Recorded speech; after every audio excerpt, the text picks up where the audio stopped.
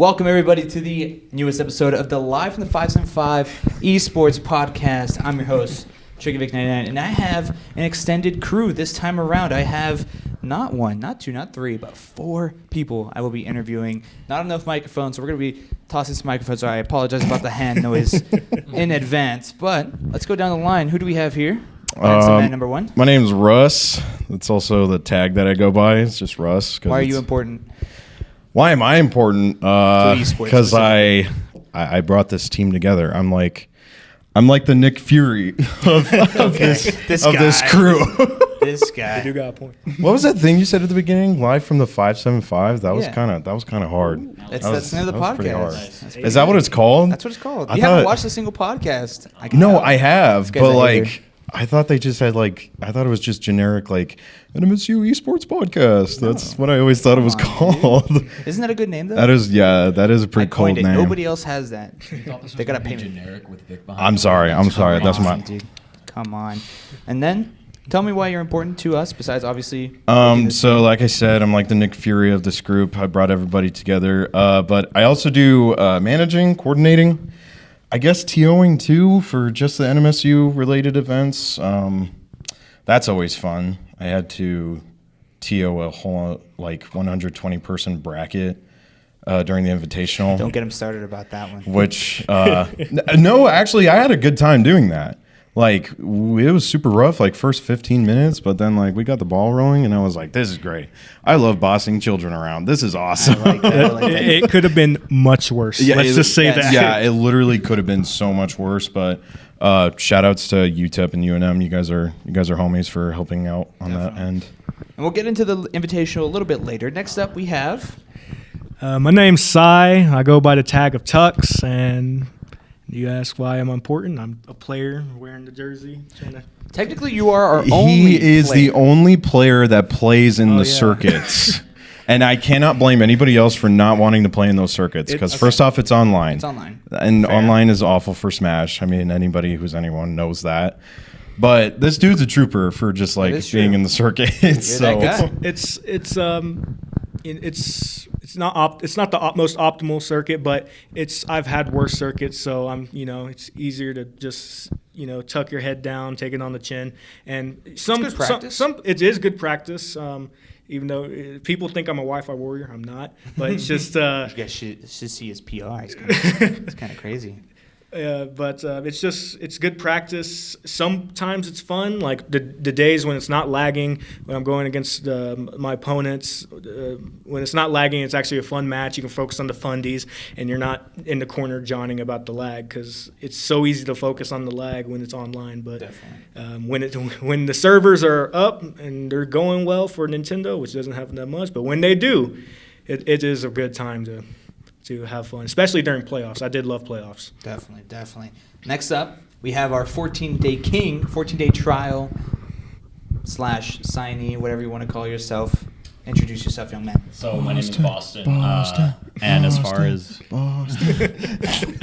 far as the question of why I'm important and what I'm doing here, I'm graduating in May from NMSU, and I've been competing in Smash for just over a year. It's probably been 14 months or so. And I feel like I've made a lot of improvement in that amount of time. I think I bring a lot to the scene in terms of just my energy, my willingness to go to events, his host handsomeness. friendlies. He's pretty handsome. I appreciate it. But essentially, what I'm getting at is I love Smash Bros. I have played every Smash Bros. Game. Melee is my least favorite. I played 2 games of it ever. Don't say that with Russ around. I think it's a cool game. It's just not for me. But I've played. That's fair. No, that's fair. That's fair. I've played every single Smash game. I feel that sometimes too. Smash 64 is probably my first game I've ever played, and I've watched competitive Smash since Zero was doing his thing. Redacted. Exactly. Redacted. And so, I just am glad that I got to compete in the Invitational. It was a really good time, and I've been enjoying my time with the scene. So. Awesome. And we'll touch on a couple of the things you said on there. Yeah. We got... Hey, I'm Thomas. My tag is Goldwalker. Why am I important? I guess I am on the team. I don't have a wired connection, so I wasn't able to do so that's why I didn't do the league. A while ago, I ordered one, and Never showed up. It happens. Yes. Amazon Wait, will did- get ya. Wait, you ordered one and like it never came in the mail, or I think. Where'd you Either order that from? where'd you order from? I don't know. Bro, It's been a while. it is Let's see. 2023. I've TO'd once or twice. I remember for the first couple clashes, I was TO because Russ was out of the country, and it's like, all right, someone's got to do it. And I like TOing. It's a nice time. Other than that, I'm the resident low tier main. There's always one. There is always one. There used to be 2. Dude, the whole scene is There resident used to be low-tier 2. mains. I'm Fair. sorry, guys. Let's see. That's pretty much it. Yeah. If you need a substitute manager, that's your I'm the number one Incineroar propagandist. I will do every day. It's in my Twitter bio now. I've actually added it. The more days pass, the more I believe him on that propaganda. That's true. Top 5. He's brainwashing people. I'm believing it more and more every day. I played him like for like a good like 2 hours yesterday at the local, and I was like, this character is so much fun, dude. Oh, you played it, dude. It's in his Not in bracket. Yeah. I'd never do that. But like in friendlies, I was like, this character is so much fun. He like, is. He's just pure game feel. yeah, He really is. yeah, literally. It's- Sometimes, It's like yeah. this- Thomas also provides in the handsomeness department He for does. I the think team he's, as like, well. The carry. Look at that most of it. stash. He's Damn. got the facial Give hair, him dude. Pistol I want a Pete beard a like rise. him. When I know, he's- right? Damn, I'm You almost should have there. tried out for Pistol Pete. Like, You might have made it. you would have been a good contender. Yeah. Honestly, They yeah. probably would have asked him I to do like wish dye this grew the out more, beard. actually. Like I wish it doesn't grow here. It's That's immensely fair. annoying. I'm like that too on my facial hair. I grow Yeah, like he's more. got crazy facial hair, as you could tell. Yeah. I grow like more down here. Than, Well, I wanted to talk to you guys on a couple of the topics that you were mentioning, specifically you, Boston. We'll hand the microphone over to you for this one. Obviously, you're a senior. You got your chance to play at the Invitational. How was that compared to last year? I know you were kind of around last year, not too much, but this year you were actually able to play in such a big tournament. We're always going to hype up the Invitational every single podcast, so expect that every single podcast. Hey, I'm more than happy to hype up the Invitational because Oh, I haven't had that much fun with an event in a very long time. If not ever. Just you- because of my role in Last one? the Invitational. No. So I wanted to start by explaining where I was for last Invitational. I said I've been in this scene for just over a year, and so I was in the scene briefly, but I was not in like the esports. I didn't know about the Invitational, and this was just before I really started competing. But when I did come in and start competing, I was shown clips. Like Miggy showed me his pop off when he won the Invitational, and I was like, that's crazy. That's That's hype. such a sick final pop-off. clip.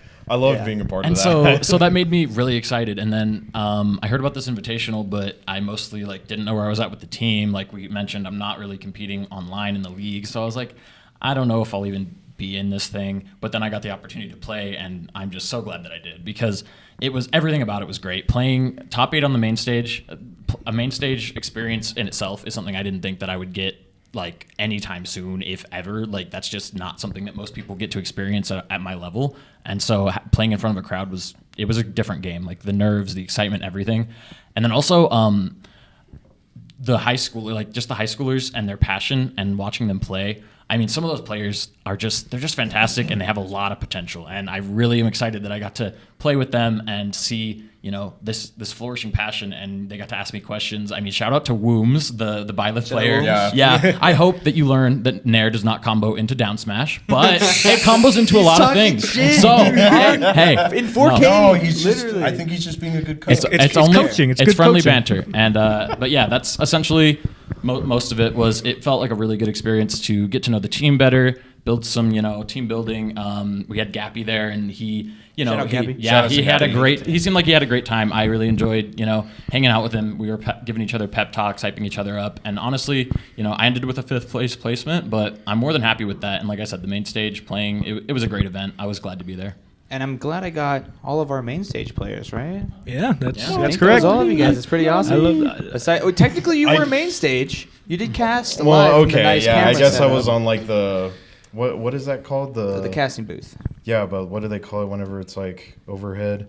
Spotlight? I don't know. No, like the. You're the film guy, you, not like, me. like whenever the speaker, like I'm on the speakers. The What is it? overhead. Yeah, the overhead. I guess. That was kind of I guess that The kind of intercom? counts. I guess intercom. I don't know what it's called. Yeah, I did love the Invitational. It was just so fun being on stage. Sadly, Gappy was the only one that didn't make it on stage, but not to diss on him or anything. It's just that when it's best 2 out of 3, those top, 16s were 3 out of 5 at that point. Was it 3 out of 5 for top 16? or was it top 32? Top 32 was still 2 out of 3. Yeah. And then, Oh, that's right. He didn't make. He top didn't 16. make top 16, Yeah.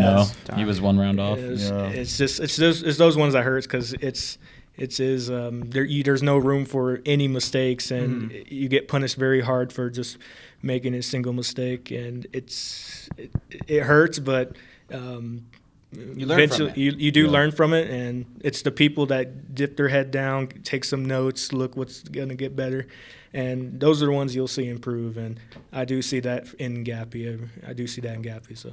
Definitely. Let's hand the mic over to our boy Goldwalker, our highest placing Yeah, that was singles player on the Incineroar. Oh yeah, that was interesting. It really, dude. I had a hell of a weekend. He was boosted by the Hawaiian shirt, guys. So And by the band 5-hour energy. Dude. Oh, yeah. Yeah. Okay. Talk to me about day that. Talk to me one, about day that. one was normal for me because I had a normal amount of sleep. That was Saturday. Yeah, but then I had to work overnight Saturday night. Oh, Lord. And then I had to go to the Invitational, which was I got off work at 7 a.m. So the Invitational, I had to be there at like 8:30. So I didn't sleep. I tried 5-hour energy for the first time in my life, and that kept me alive. Yeah, that stuff's Dude, so you were on main stage just like literally dying. Yes. Yeah. 5-hour And energy it was surprisingly works like wonders. I don't know how. No, it has If enough you sugar sip to kill a horse. If you sip it, don't I chug don't know it. how people. Like a horse drink. Dude, it's like it is Do not sickeningly sweet. intravenously inject that. I'm not condoning horse tranquilizers to anyone.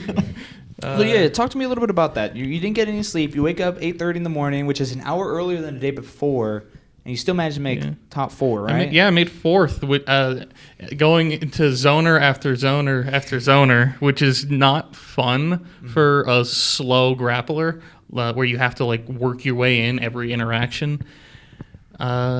And for those of you guys that don't know, he plays Incineroar, unfortunately. Yeah. But Not even. I'm not even on that train anymore, bro. I'm like, bro, he plays in Center. That's so cool. That character's so cool. Sky J changed everything. true. I think it's hard to describe the whole experience. It was unfortunate that our second day started with a team kill, me in Boston. Yeah, I was about to cut in just real quick because I wanted to mention this guy was talking to me. You know, we were all coming together in the morning, warming up, talking to each other on the team, and this guy describes his night before, how he got no sleep, how he isn't, you know. I might have snoozed a bit at work, but But he's basically unfortunate, bro. Oh, yeah, he's basically telling me all this stuff. But my first round of top 16 is against him. So okay. in the back of my head, I'm like, we'll take those. And I already feel pretty confident against him. At least at the time, I did. no way. it's fair to be confident. Friendly fire. I did Very at the confident. time feel confident about him, but I swear that weekend he leveled up because Something it happened. was bad. I won Something either game 1 or game 2, You but the won game rest, one. the rest was a wash, and that's all I wanted to say was like I started out the day with a hard set. Hold on, let's talk about Cruz now. Hey, Oh, yeah. what happened to Cruz? I don't Control wanna- Cruz? I don't want to get into Cruz. Okay. This talk man. about it, So Coach. our round one, I can't even say anything because I didn't. We even only watch had the 2 tournament. rounds of cruise. Our round 1 was against Sandia. Really nice guys, actually. I took all 9 stocks. that guy. I don't know what I was on. I was on something demonic. Was it 9-1 or 9-2? I had 9 to I had 2. 1 stock left. They Oh, got so me it was to a like 9-2. kill percent on my last stock, but I just You diffed him. The I- rage. something It was the happened. rage. That's what happened. I was on something that day. I don't know if sleep deprivation is just my weapon, but You're not allowed any sleep next He's invitation. never gonna let the round 2 down on us though. Cause round 2. we Oh, we don't talk about round 2. that was a little silly. we all played. What happened to that one? What happened to that one? Oh, yeah. Tell me about it. Tux. We all played silly. We're kind of poking fun because we're teammates. That's what we do. We Gappy wasn't able to be in round 1, so we said, you know what, Gappy, we're going to let you go first so get your games in. And the way we set up the crews, probably should have done a little bit better. I'm not that experienced with crews, and y'all made me captain for some reason with the crews. You're the only one that- What, really? You were the only See, one that's that how, came like, back from the that- last Invitational, so I think that's why. Austin is the one who stood there watching Kazuya charge forward smash. no. I thought, yeah, let me approach. Yeah, so He died at 40. my experience in crews, like they said, they made this guy captain. I didn't want to be that guy because I was like, I was definitely down to be captain, but I was like, you know what, whatever. And we decided on him as captain. It didn't really matter because we all just made the decisions. But we went against Clovis. Shout out Clovis. They were not bad. Yeah, they were all very practiced on their characters. You could tell. It wasn't like it's not like they were free by any means, and that was part of the issue. Was maybe we slept on them. Either way, I was left to take 5 stocks, and the Inkling player before, I don't remember his tag, he took 2 of my stocks. So I was left for 1 stock. And in my head, I'm like, I can do this. Like, you know, crazier things have been done. I'm MK Leo, right? I'm in my head. I'm MK Leo. And then I see him pick Kazuya. And I think that if you gave a toddler a controller and you asked me to take 3 stocks from his Kazuya, I don't think I could do it. That's just the type of character Kazuya is. He has intangibility and invulnerability and crazy kill power. So realistically, it didn't happen, but then the way that it happened was pretty silly because he just full charged an F smash. An F smash on Kazuya has a tipper for some reason, and so I was dashing of all things. Even though I have an F smash that's half the stage, and I dashed into the tipper and died at 26%. Oh, Yeah. Was it 26? It was 26. I thought it was I love 40. how That's you even remember worse. that. I remember because I remember looking down and thinking I'm alive, and then I saw game, and I was like, I flinched so hard I didn't even see him go into the blast zone. I just heard the crackle from that forward smash, the tip, and I just went. I was a little miffed after taking the entire first crew battle. We had to And then apologize being to you Thomas. could have done nothing. Thomas over here, like, what are you doing? I'm doing all this work for you guys. I don't know if I would have taken any of them because it was Rob, Inkling, Kazuya. None of those are fun matchups for me. Yeah. So what do you do? You know, it's like it's life. I took out the Rob I took out the Rob for after Gappy took out a couple of his stocks, and Gappy did really well. Then as soon as I took out the Rob, I just got bodied by the Inkling. There's no way around it. It didn't happen that time. yeah, I was definitely cringing watching you play the Inkling, but then he proceeded to take 2 of my stocks. So I mean, you know, it is what it is. Shout outs to Clovis again. Shout out Clovis. They did great, and I think, you know, I that's think They got a the really good Rob Smash player player. got 9th. yeah, that's For Erica. For Erica, Yeah. that guy. We're gonna money match soon. Next time we're Bro, at the same event, we're I'm money setting matching. up a salty suite with him and Shuten next Maybe year. we need another one. I mean, all these high schoolers are in that Discord, like saying all these crazy things, and I'm like, hey man, money where your mouth is. That's- you that's- know? I Yes. love those high schoolers so much because Yeah. I still keep in contact with them in that Discord, dude. I check it They're sometimes. their There's some energy- confident kids, and I like it. I mean, that, You can't sleep Keep on at them, it. bro. Some of these even in high school, that's one thing that's different between esports and athletic sports. Like even in high school, these guys are contenders. Some of the professional players right now are younger than 18 years old. So you can't doubt anyone's skill despite age or I mean- where they're coming from. And You know, with Spargo, like 12. yeah. Sparkle won. Bro, he's like 17. he's I think. 17. He just won. He just won major upset Major last night. upset, Shout yeah. out to that game, like the Grands reset. It was beautiful. I met Spargo. He was chill. He was very chill. It's pretty good. Well, Yeah, very talk to cool me a guy. little bit about your guys' singles performance. Obviously, you guys all made main stage. I did a pretty good job of trying to rally people, say, "Let's go Boston," or "Let's go It wasn't Tux," happening, or "Let's." I don't know. I heard my know- cheers. I hope you guys heard it. Did we cheer for you? I'm not sure. I hope I we was did. cheering. I was.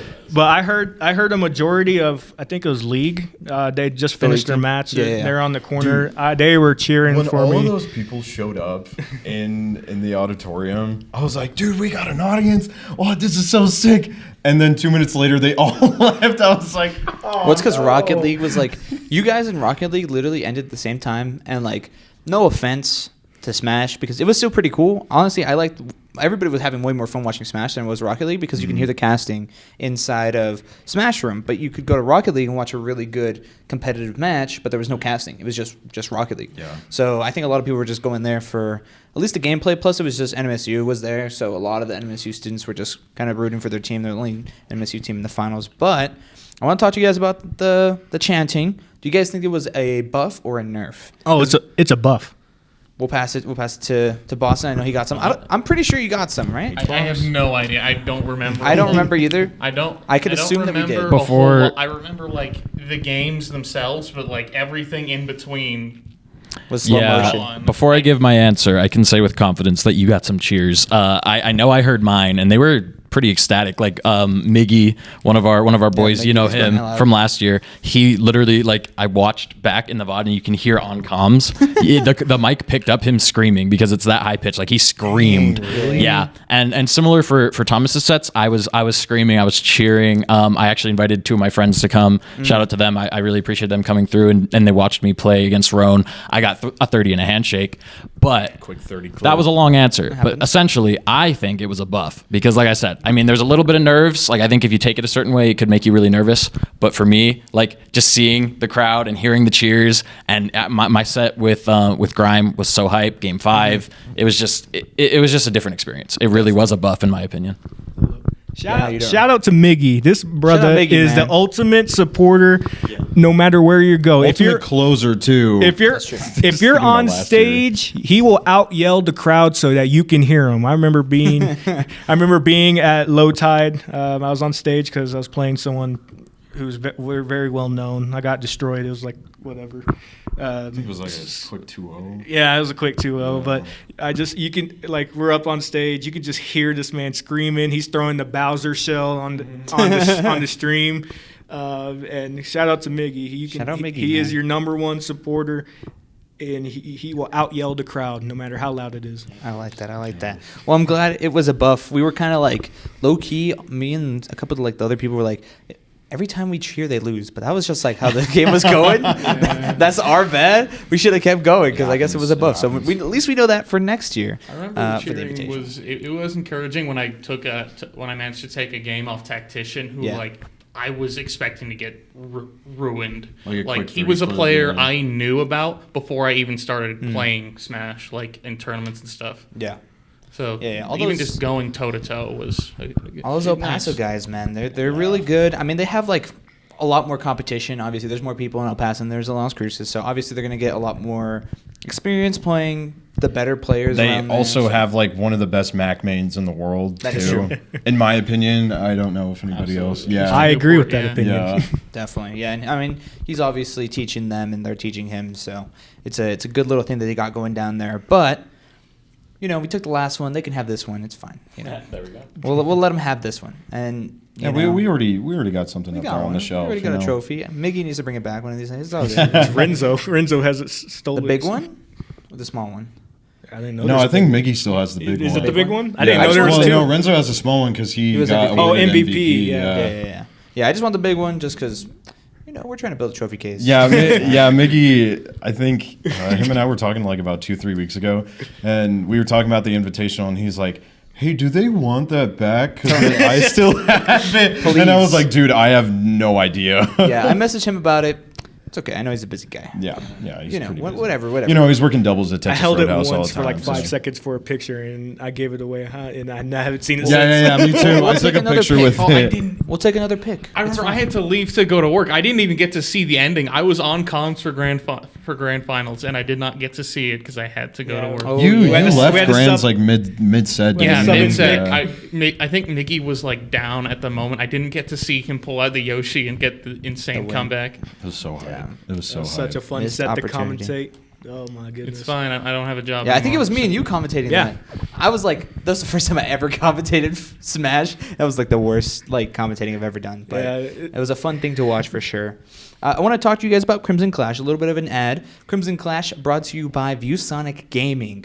All right, we all love Viewsonic. We got them on the Yes, we jerseys. We do. got them on the jerseys. No. Talk to me about how Viewsonic has elevated Crimson Clash in terms of a viewing experience and gaming. Bro, the experience. monitors are sick. All right. Don't say that because they have speakers. I know that's what you're saying. Well, they have speakers, yes. No. Well, the speakers are pretty small, and I mean, you can't really hear the audio they're too not. much. But it's like you don't really care about that. At least most Smash players don't. I care about I care audio. about it. I think Boston cares about it too. The more I've played, the more I'm like I like listening to the audio while I'm playing. Like keeps me engaged, keeps me locked in. But dude, that refresh rate. It's Those nice. monitors are so clean. Makes it look good. I love those monitors so And I know much. Mr. Tuggs here, he actually edits the top 5 plays brought to you by Viewsonic Gaming. So if you guys want to get some good gaming equipment in the monitor space, definitely check out Viewsonic Gaming. Talk to me about your guys' experience. We'll go down the line. Crimson Clashes, love it. The monitors are really so much better than what we're used to. Like we're used to like anything we could find being a Smash scene, for anything from like an old monitor to a TV. a TV, Small TV. yeah, small TV. If we're lucky, usually don't have speakers, no sound, and some people just really need sounds. And for the Crimson Clashes, it's compared to the weeklies, which it feels a lot more professional, a lot more organized, I should say, because it's just It's a little bit more contained. it is. Hey, shout out to LC Scene though. Shout out we, LCC. You know, we Check out their Facebook. we make things work. It's We make it happen. It's like nothing to diss the weekly, the Las Cruces scene and everything, but it's like it's definitely much different compared to like if I could nab those monitors for yeah. Hey, man. bro, we'd be swimming in it. I'm telling you. It's like once you go get off those monitors, you can just feel like it's a different world. Yeah. It's so good. How about you, Rob? So, as a player that's been recently featured on the top 5 plays, sponsored by Viewsonic, I have to say it's really elevated my experience because the Crimson Clashes, they had a rocky start. Like we just really wanted to get something going for the community. We started off with an entry fee. Nowadays, we don't have an entry fee. I encourage anyone who is watching it, who's available on Thursday evenings, to come out because, Might as well. like I said, it's free. The vibe's pretty casual. Like I said, it's very organized and we have good equipment now. But we like to have a stream set up. You always have the chance of getting a clip on Twitter. It's great competition, and also the brackets are usually not gigantic, so there's plenty of friendly setups. Like you get your couple rounds done, and then you go find friendlies, and so there's plenty of chances to improve, ask questions, grind, whatever you want to do. I really encourage you to come out. I'm not opposed to doing an Arcadian though if we get like 30 people. An arcade. Because I know how good like the 8 regulars I are. totally forgot. so- I had the idea where it was like something like that, where we had a tournament exclusively for no known quantities. But When Speaking of that, we'll get into that, but we'll finish him. but How's the monitors been for you? they're really nice. They're really nice. Expand. Like it's.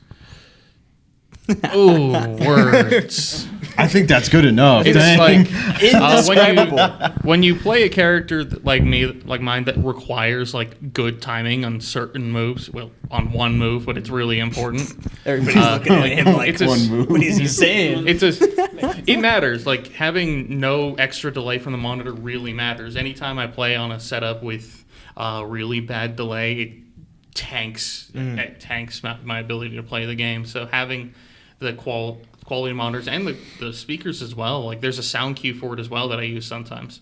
So it's just really nice. It's really cool of them to sponsor us, give us this support, and show that they're supporting these small scenes. And Crimson Clash in general, I think, has been a really good thing. Just meeting new people, letting people get their feet wet without having to pay an entry fee, and it's been fun. It's a cozy atmosphere. I really Yeah. like the. I mean, Crimson Clash. I always show up to them. I'm a casual. I'm a weekly O2er.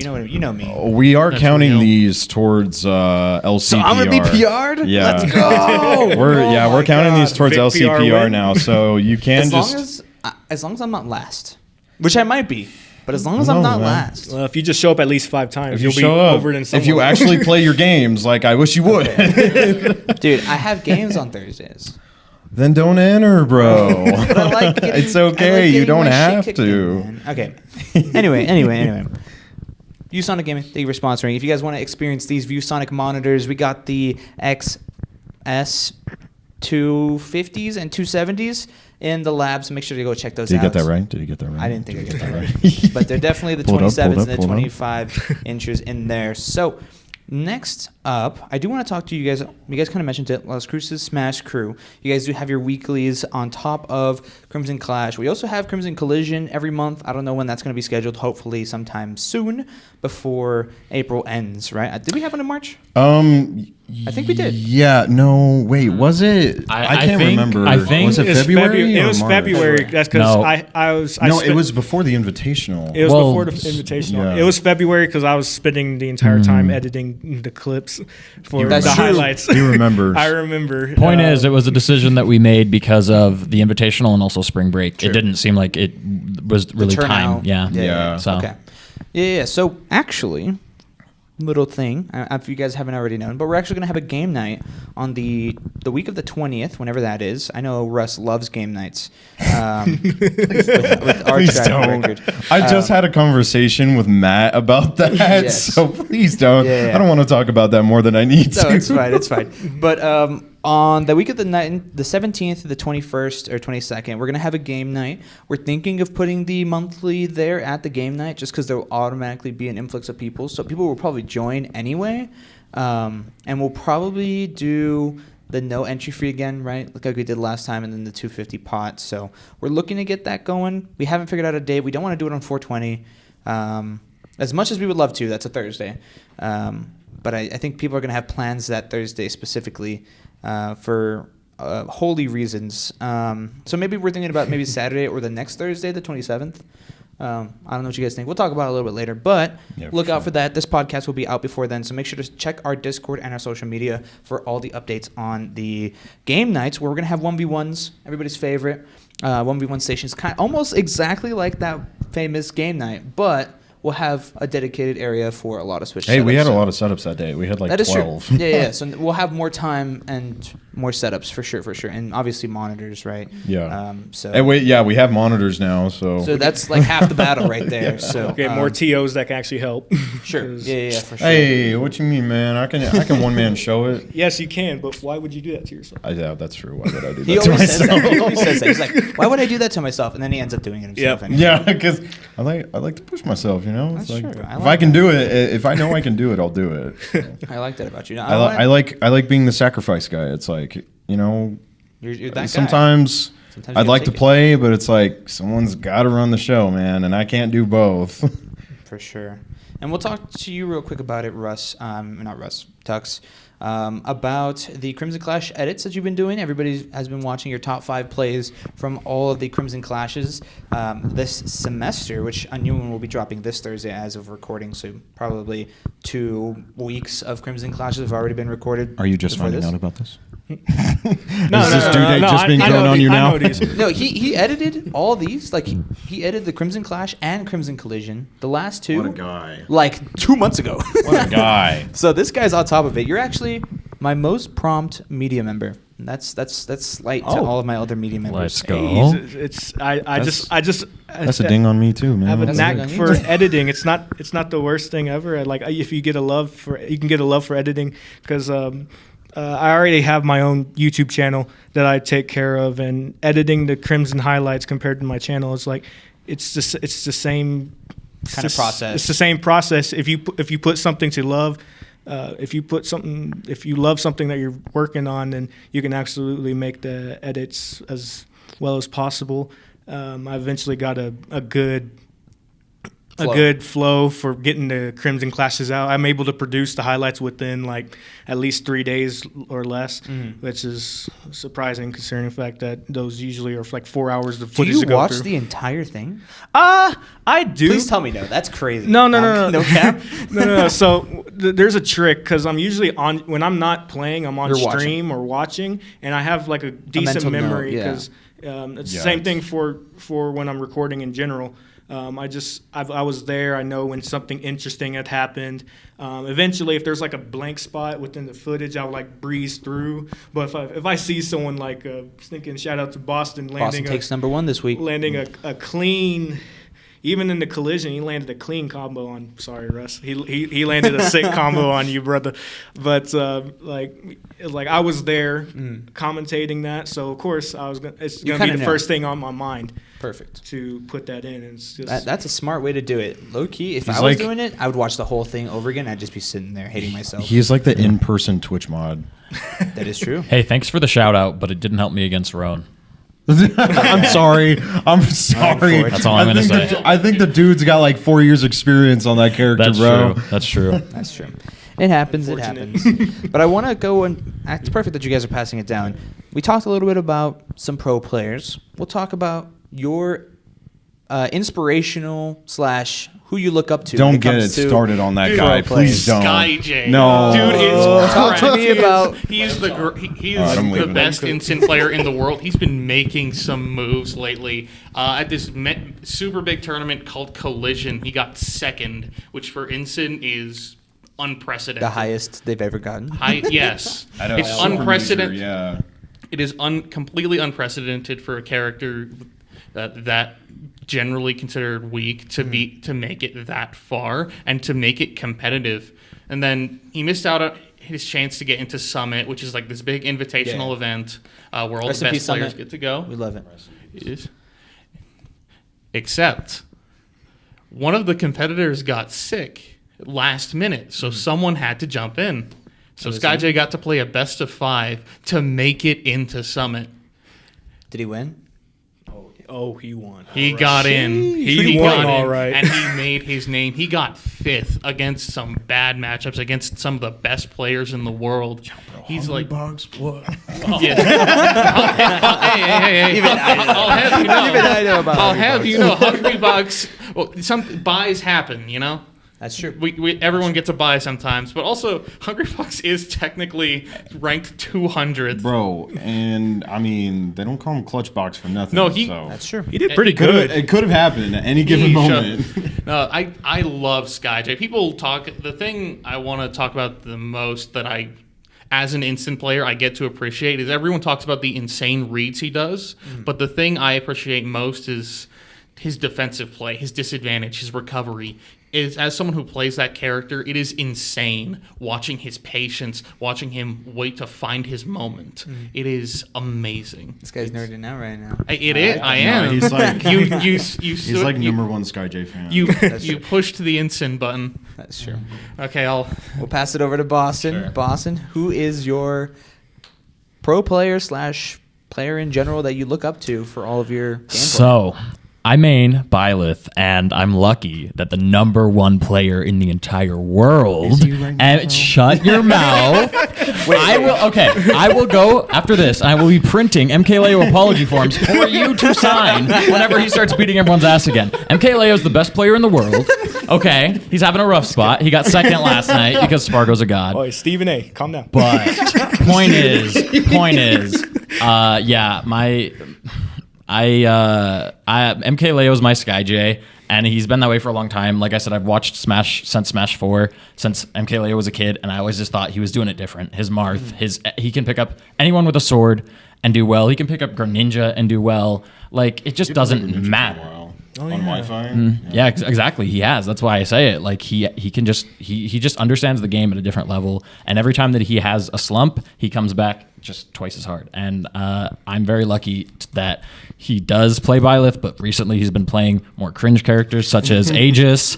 And I mean, my opinion on Leo's Aegis is not great because I just want him to play Byleth. I mean, I want to see more Byleth. But yeah, that's my inspiration. Fair enough. I would say MK Leo is like that one player that I like when really starting to get into Smash, when I got into esports. He was like the one player that was like really good at the times, like around 2021, 2022 in like that region. So he's like the one player that I actually like follow from like when he was peaking. So, you know, shout out MK Leo. What about you, Tux?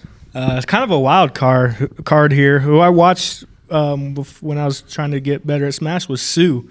And for those that don't know, Sue was one of the best Lucario players since Smash 4, going towards Smash Ultimate. Sadly, he dropped the character, but he was the main reason why I still play Lucario to this day. Now, of course, given to the online format, I had to switch to Palu, and Palu's just so reliable. But I usually watch Sue's old highlights.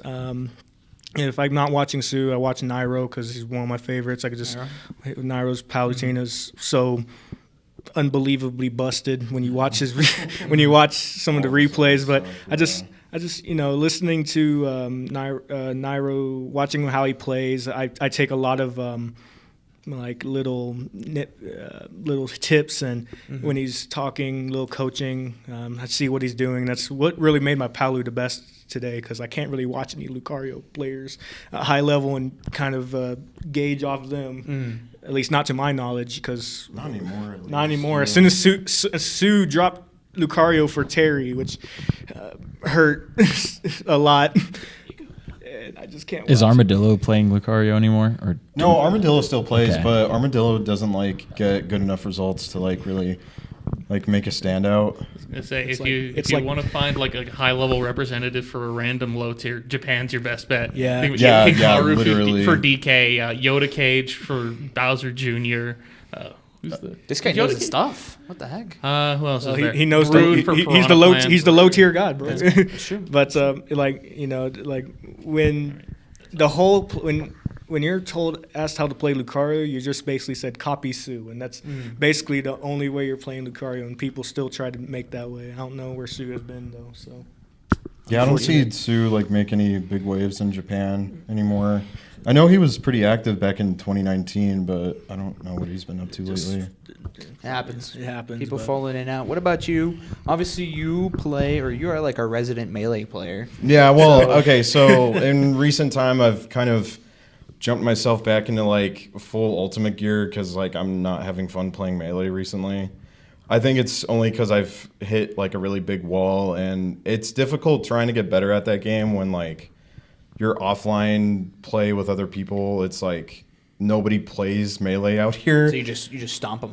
Well, essentially. yeah, for lack of a better word, yes. Like anytime I play offline with anybody here in town, it's like there's a very huge skill gap between everybody. That's no ding on like anybody in the scene. It's just nobody plays Melee. And, Yeah. I mean, I love Melee. I love playing it ever since like COVID happened and Slippy was a thing. I was like, yo, 2-frame delay Melee. This is so sick. But yeah, recently I've been more on the Ultimate grind. Who do you watch? Who do you like look up to when it comes to your play? I'm more unconventional than everybody else. I think the player I look up to most is Axe. I see that on Yeah. Twitter. But Yeah, it's yeah. only because I'm a huge Axe fan. I love watching Axe, and it's funny because I don't play Pikachu in Melee like at all. I think Pikachu feels weird in that game, but I look up to Axe more so as like the player that he is and the type of like come up that he's had. I feel like I relate a lot to Axe because it's like, unfortunately, Axe doesn't like win like all the Yeah, time just definitely. because, you know, he's kind of limited by the character that he plays, and I really relate to that a lot because I'm like, I like barely ever win too, but it's more so like the mentality that he gives off and just the fact that he's like so devoted to trying to get better, even with like the like middle of the middle pack character that he plays. I don't play a middle pack character at all. I play Pythra, and they're like top 3 in the game, but I see myself more so in the shoes of like I'm a very middle of the pack player. So it's like I try to take the mentality that Axe has towards playing the game to like trying to play it to when I play. So it's like, you know, try to stay calm, cool, collected. You know, if you lose, you lose. It's like, I've seen you get mad. Did yeah, you? I have gotten tilted in the past before, but you know, it's like I try not to, but It's just a game. sometimes it's just you're really passionate about it, and I would like to win one day. I believe Just in like get my one win, So like do I. after like 5-6 years, you know, have the Axe effect, and you know, just have the one, and that's about it. But you know, maybe get another one sometime down the line. But I'm okay with where I'm at as a player, but at the same time, it's a matter of like I'd really like to get over that wall type of thing. You played Axe, right? You even Yeah. you met him yeah, too. and actually, what kind of solidified my fandom. my fandom for Axe was he was the first professional player that I met, and like I semi got to know. Him and I played in the same pool at low tide, and it was like such a blast, like getting to play against him and whatnot. And I met him, or I saw him again at Lost Tech, and then I saw him again at Genesis, and like Yeah, funny enough, he recognized me, and so we like said hi to one another, and like we didn't really have like any conversation because I wanted him to like focus on playing. But every now and again, whenever I got a chance, I like talked to him a bit and whatnot. But then like went on my own merry little way. So Axe has always been like a huge inspiration for me as a player, just because of his come up and like who he is as a player and the type of mentality that he has. I really look up to Dang, it. this man got to meet his idols. He got to meet his On the note of mentality, can I say Leo. something real quick? So on the note of mentality and talking about players that we look up to, Apollo Kage, who has been making waves similar to like Sky J, albeit with a much better character, but he's been on a similar come Debatable. up. Debatable. Not debatable. My bad. But yeah, long story short, if I had to like say who my mentality for this game has come from, it's Apollo Kage. Like if I ever watch One Piece, it's because of him. He like this guy. It's because of You'll him. never catch me watching that show. I'm sorry. He's just inspirational. I have never seen somebody lose to such crazy like cheese and then just like GG, shake it off. He treats every interaction as a chance to learn. He's always positive. He does this thing recently. He started it at Summit where he takes a selfie before every set. Like he just asks whoever he's playing with, "Hey, are you cool with being on my Twitter?" And if they are, he just posts his whole Twitter timeline. And it's like, "Hey, let's have fun. Let's play." And that's how I approach this game. Every time I come to a weekly, I'm there for fun. I want to do well, but I'm not going to let it ruin my time if I don't. If I go 0-2, I'm there to learn and have fun. Because what else am I doing this That for? is super hard to do. Cesar and I used to do that when we'd play each other in bracket. We would take a selfie. This was like 2019 though. Yeah. So. While we're on the topic of mentality, I have a very similar view of Sky J. And my thing is, how do I put this? A lot of bad stuff can happen to you, especially when you play a very slow character. But the way I always say it is you take it on the chin and you go next. You can't let the number one thing... I used to have like a really bad rage problem actually way before I started coming. And I was about to say, I was like, when? Yeah. And then the thing that made me realize the mentality that I've been trying to take is that like it's never personal. Right, it's never first. You can't let your own ego get to you to the point where like someone beating you is a personal attack. They are robbing you of your glory, of your victory, or whatever. And that was where I was for a bit. So, getting rid of that mindset, getting rid of the expectation of greatness is the most important thing. Not just for Smash, for any competition. You go in, you do your best, whatever happens, happens. I love that. Funny you mentioned after you lose getting rage. Thinking, I remember every time I lost, I'd get depressed. Like I'd be really sad. Now that's if And I have a really bad loss, that's usually what happens. I get really gloomy. The saddest I've ever felt was at low tide. And Dude, this guy. I guy was hope boom. I should never feel that bad ever again. Because He looked like a doomer over there. Dude, he was it up was there. so bad. Then I had 2 scoops of ice cream. It was all good. I like that. He's back in. I He's took back the in. coldest picture of this guy after he went 0-2, and I was like, I got to keep my distance, bro. I don't want to. He's He's gonna hit you if you show I him that. remember he was talking to me, like asking, like he had his hand on my shoulder. He was talking to me, and like I just saw it. I just Red. I was looking That's at. always I looked at him, and I didn't see red. I looked at him, and he was muffled, and I just had tears in my eyes while wearing the mask. And he was saying things, it just wasn't going through, and I just had to. I just That's had a friend to keep right going there. forward. That's a friend. It was so bad. That's why I'm coach, manager, coordinator. You know, it's like Because I wanted to play Meister because I'm Yeah, you would've been- huge you would've on been next. I'm huge on like first time things, like first time experiences, and I really wanted that experience to say I played Meister, but I dropped the ball, and it was so sad. But whatever, it's in the happened. past. We keep going forward. I Keep played going Axe forward. because of a DQ. My round 1 DQ'd, and I was like, let's go! I get to play Axe! We take those. We take those. We take those. That's literally what I said, but, PG Stats, told a different story. It is what I it am is. statistically, I'm like 0-46 in Star GG Melee tournaments, and I'm like, my DQ didn't count? What are you talking about? GG. Yeah, a win's a win. I know, that's what I said. I was is a like, win. dude, that's lame. We're going to take a quick break, word from our sponsors, and we're going to change the batteries on this recorder, but we'll be right back with some more podcast.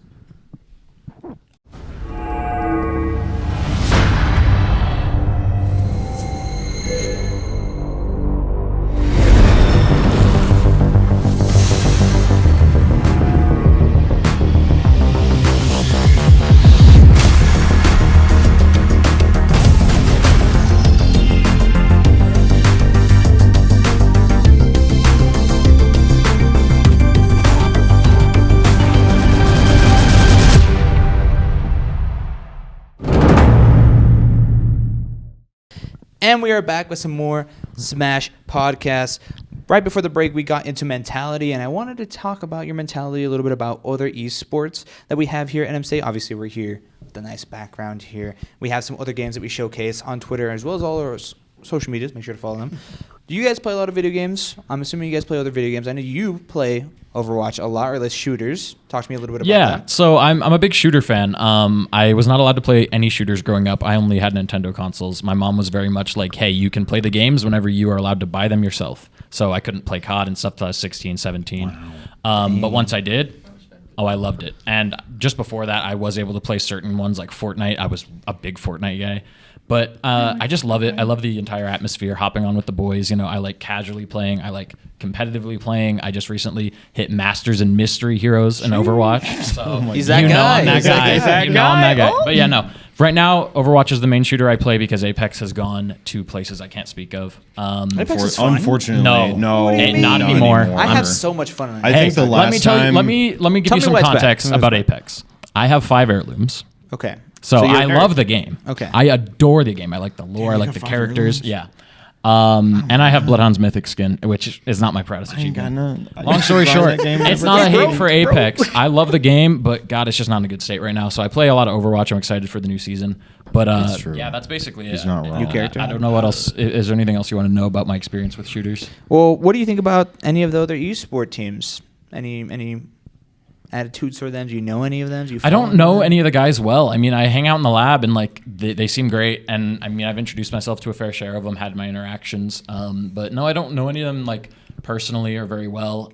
They seem very tight knit, like the Valorant guys, the Overwatch guys, like all your Halo players. They all seem like, you know, they're all working towards the same goal. They all seem very friendly with each other. I see you guys eating and just real good sense of community there. So I can respect that. And I know the feeling of like hopping on with the boys and, you know, trying your best, sweating it out. So I can definitely respect it. Speaking of shooters, like despite what my channel says, I love playing shooters. And honestly, if I wasn't in Smash Brothers, I'd be trying out for Halo. Bro, I So- need teammates. I need teammates. You picked the wrong Halo game, bro. Bro, I know. No, you picked the I've right been- one. I've been No, playing. you picked Get the the wrong team with one. me. Bro, You picked the most boring one, bro. Dude, this guy's a ever hater. since I was young, I just I'm being- I loved I'm Halo. being truthful. You know, read the books, played. Books are the best. I grinded Reach, so it was unhealthy amount of time in Reach, and I never looked at it as a competitive thing until I got here, and then I saw one match with. I saw one match on Twitch with their Halo team, or was it was a replay or something? It was I saw a match. That's basically the main thing. I even played matches with one of my friends in the engineering department. Actually, was on the Halo team. What was his name? Is Lorenzo. Oh, Restful. Yes. Yeah, Restful. Yeah. Shout out Restful. He's Renzo like MIA. also plays Halo. But shout out to this guy. I met him in my engineering class and just found out he played Halo. And we'd play Halo every once in a while. And we found out about the esports thing, or I told him about the esports thing when I tried out for Smash, and he tried out for Halo, and it worked out for him because obviously he's on the team. And if I was slightly better at Halo than I was at Smash Brothers, I'd be on the Halo team. But I love Halo. I need to see your Halo gameplay. That is not you're not giving yourself a fair shot. Come on now. It is a little rusty at the moment. I'd just like to say I think NMSU Overwatch missed out on a very pivotal and amazing tank player. My Junker Queen kind of Oh goes wait, off. didn't you try out? I did. Oh, I played did. against you. I think I And shit on you a couple times. they banned Makes Junker sense. Queen from the pool, and I was like, wow, what? He's a one trick. Why You are can't be a one trick. are Can't you be kidding doing that. me? You're one trick. That's why they didn't pick you. I ain't a one trick, bro. I saw your Bro, Diva bro. gameplay. It was not good. Bro, bro, if you knew my diva back in high school, bro, the Dude, high high school, diamond, that was like high 2016, diamond, bro. Let me be honest with you, my Ash. That's High where school it's is at. 2021. What are you talking My about? Sigma is where. Sigma's kind of nice. Have you seen my Reaper, bro? Oh, you haven't. What about you, Sorry Thomas? about it. Okay, so I do play a little Overwatch. Where I really only play it with like these guys guys. because I support exclusively. I need to join that and squad. and my favorite sport is Zenyatta. If you have ever tried playing Zen without, Yeah, if you've ever tried playing Zen without proper team support, it's a pretty bad. nightmare because not good.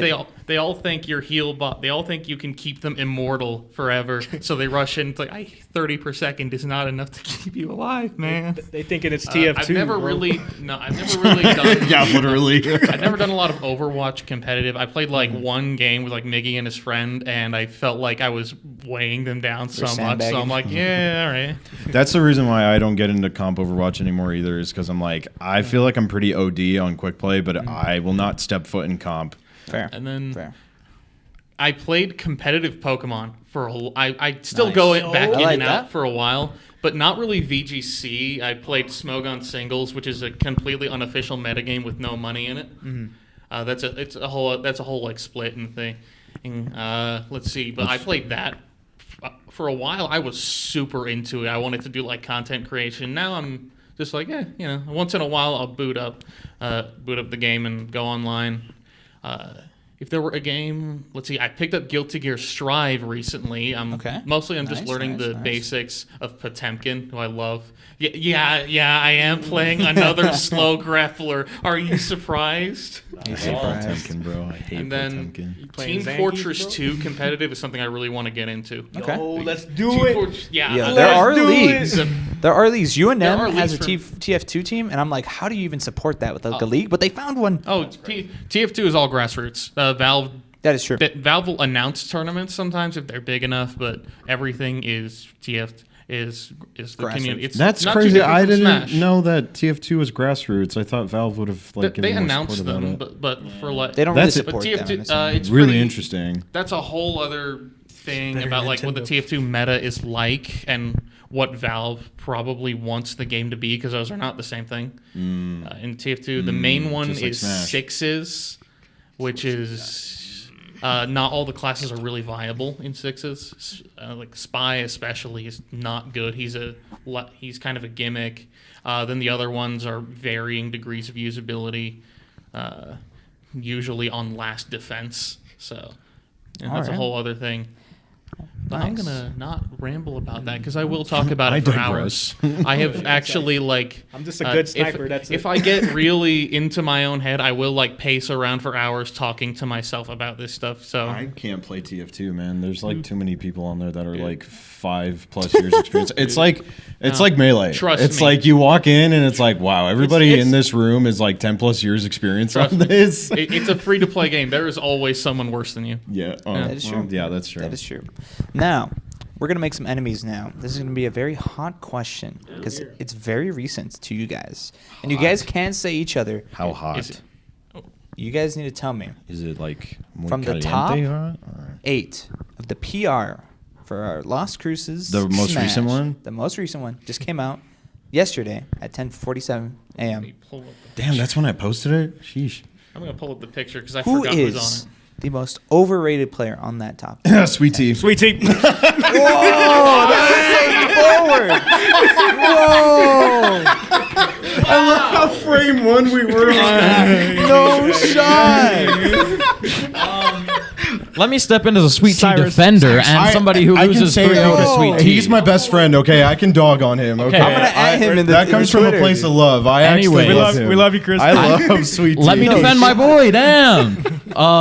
His advantage state is kind of cracked. Deep breathing's crazy. He knows his character. Like, I think he earns a spot. I don't think that anyone below him necessarily deserves it. I don't deserve it more than he does because he beats me 3-0 every time we play. My answer is Kyoki, and it has Yeah. nothing to do with like anything else that's happening in the scene. But like, I've- yeah, I'm not gonna say this. So, getting the trolling out, I definitely agree with.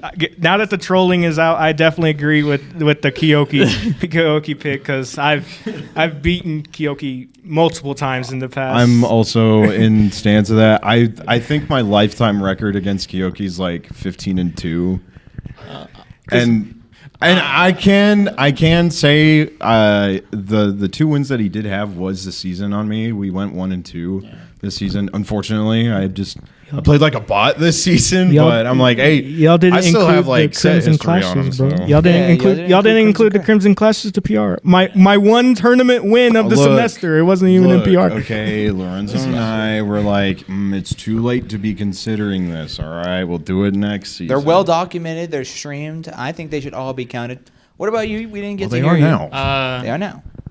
Yeah, it is Kyoki. I don't think he's a bad player at all. And No, I don't think He's he just but like eight, you know what I he's a mean? little. It's specifically his ledge game. He's such a flowchart on ledge, like even more than Sweet Tea. Yeah. And like it does work if you're not ready for it, and sometimes people are not ready for it. Okay. But I can't. He does. I'm pretty sure he has a positive set record on me, so I'm not sure I can talk too much. Okay. But I also don't play him much. It's like we're both. I play him too We're, much. we're usually Yeah, me too. seated like. I'm usually kind of on, how like there's like the split between the seating, right? yeah, like I'm 8 kind of and like on the 9. lower end of that. He's on usually Yeah. on like the higher end of it, so we don't meet very often because I'm usually playing like the fourth seed, which is. It's usually Miggy. I remember Yeah. one time I went Miggy and into PhD. What? And I went 0-2. Bro, that's cursed. Crazy. That's so cursed. I did that on my No, and they got weekly. first and second that weekly. So it's like Yeah. So cursed. I went from Miggy to PhD and then right to Boston. It hurt my soul. I somehow beat Miggy. I don't know. I feel how. like every time That was last week, wasn't it? I'm always I like won't- slated to play Ramu after like one. If I win my first round, I always end up going against him too, which is like that's one way to learn matchups, but. It's just so You unfortunate. get suplexed enough, and it ruins something Yeah, in your brain chemistry. Yeah, try going for that for like 4 years. It's just Back so, and forth, bro. It's just God. so unfortunate. I happens. can't usually show up to the Sunday weeklies because of my career path and college career, my degree. Fun fact: I have 36 assignments due Sunday. GG. Cringe engineering program. This is fun. Dude, he hates himself. Another question. If you guys could add 2 more honorable mentions, we're not going to count Boston because you're here.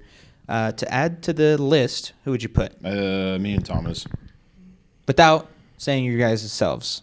Really? Yeah. I was gonna say Because, I mean, it's kind of obvious, okay? I You didn't two show up. kind Yeah. of show up the most. You guys Well, probably yeah, get I there was anyway. gonna say like if you had to put pure someone pure else- attendance and like consistent results. I would have said Thomas and I. Okay. Um, Outside the of actual yourselves. honorable mentions were Ebola and Boston. Boston, yes. So he's Yeah. already on So there. take Yeah. off Boston. We put some more people. Let's say he's 8th. Fuck it. Who do you guys put? Before we get Honorable into mention. that, I did want to say, and this wasn't even me stroking my own ego. Part of why my answer is Kyoki is because I feel like there was a general push Boston for PR, and I was really feeling it, and everyone was really feeling it, and then Kyoki beat me by like 10 points. I'm a little mauled I was like- about the Kyoki placement, not because of like him getting there. Like I do think he earned it because he played pretty consistently this season, but I was a little mauled that my DQ against him counted.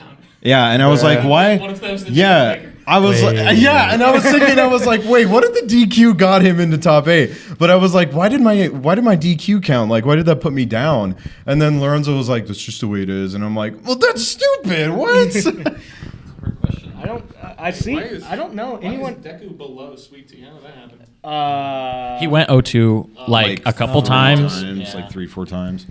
I don't know. If There's not anyone on that list besides us. I think- we just don't show up. Dang, Boston. I'm trying to think about it. I don't want to think about it statistically because I look at the PR like pretty religiously because I have to keep up with it. I can pull up the website and see what. I think statistically, like if you're going off of that, if you like switch Boston with somebody else, I think it's me, but I'm not sure. But if I'm not saying me, then I'd say Thomas. Yeah.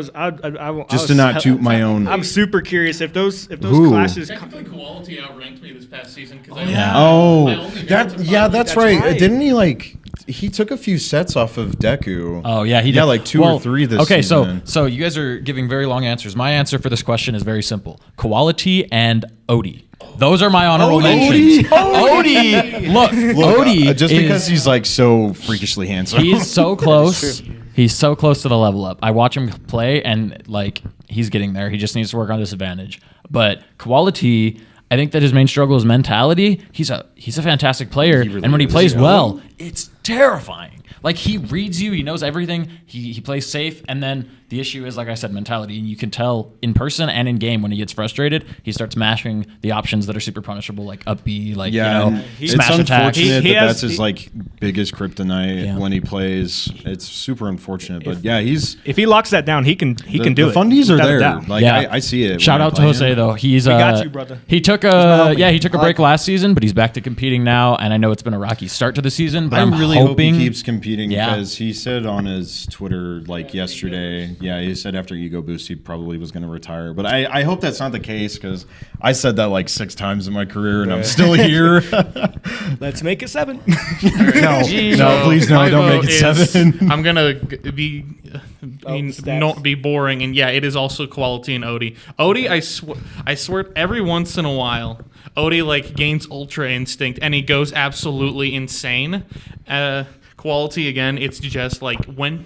It's his disadvantage specifically. Like if things start going wrong too often, too much in a row, then he starts to crumble a bit. And one guy I want to shout out, he's not my pick for like the next 2, but is Loco. He hasn't shown up much, but like I think there's something there. He was at Collision. He was I think he played like the Pit. Pikachu. Yeah, the No, Pikachu player. I remember- played like Or Pit. was he the The Ness. He was working on like the cameras and stuff Yeah, he was at the Invitational.